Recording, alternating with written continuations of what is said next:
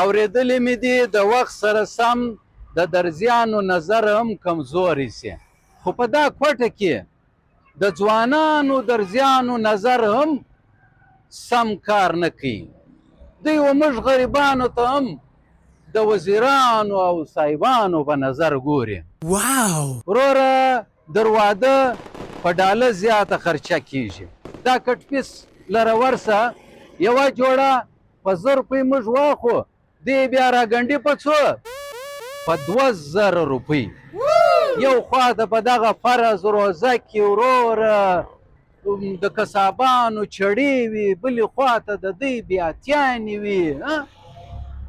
هلکه دا ستی دا د کالي چې راګنډئ آیا د سرو زرو په سپڼسي یې راګنډئ؟